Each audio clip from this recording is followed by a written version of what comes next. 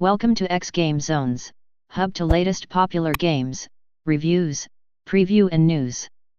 Trine 4 could have been one of the best puzzler platformer titles of the year if Frozen Byte had spent more time on designing combats and injecting new mechanics and characters to the veins of the series.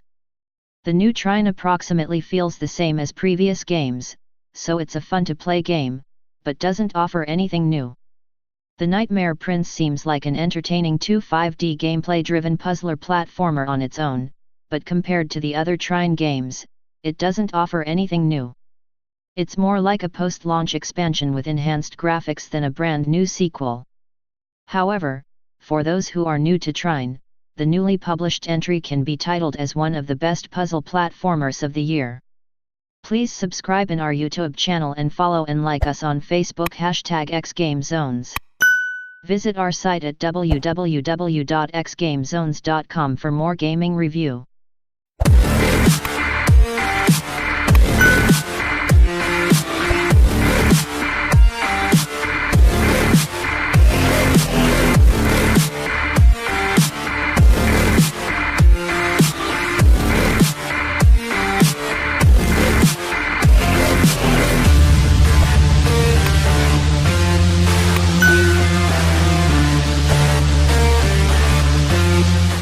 The story is as simple and straightforward as it seems to be, acting as a background for connecting missions to each other and generate some fairyland-style locations in the game.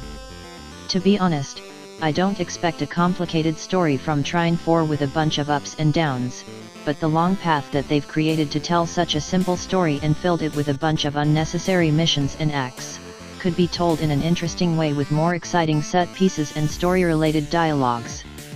The rhythm of storytelling is well planned and overall, though Act 4 slows down the pace and becomes the most boring part of the game with a single boss fight level and 3 side story-style missions.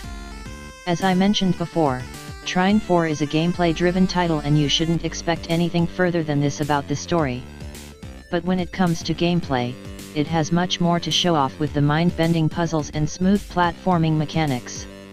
Being able to play as 3 different characters in the game has provided a great opportunity for Frozen Byte to design various fun-to-solve puzzles and make you spend a lot of hours playing the game without getting tired of it.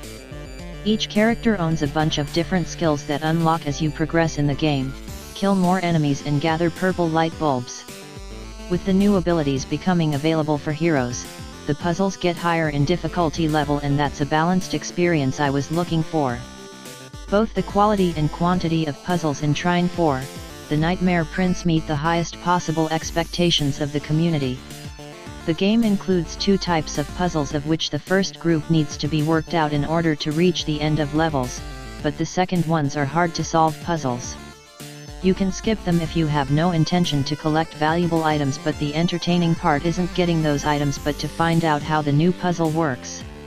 It's admirable that Frozen Byte has designed a huge amount of distinct puzzles in Trine 4 that rise in difficulty as the game adds new mechanics and new obstacles as well.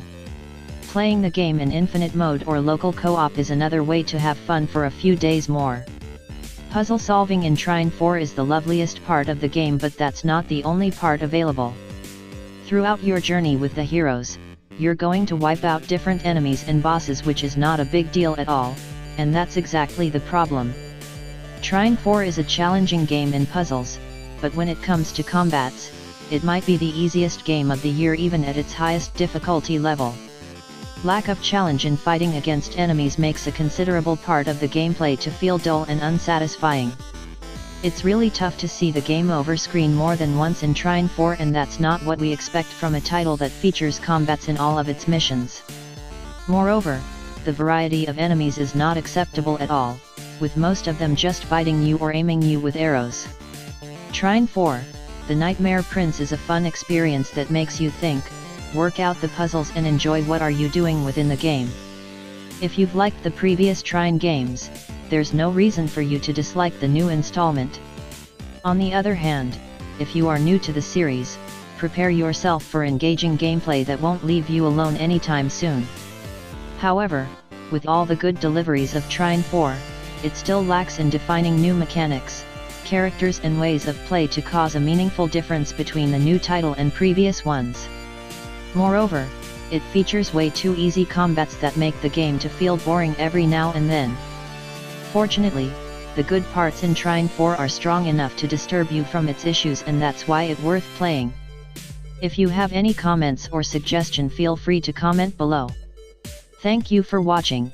Please subscribe in our YouTube channel and follow and like us on Facebook #xGameZones. For more gaming review, visit our site at www.xgamezones.com. Don't forget to click the notification bell.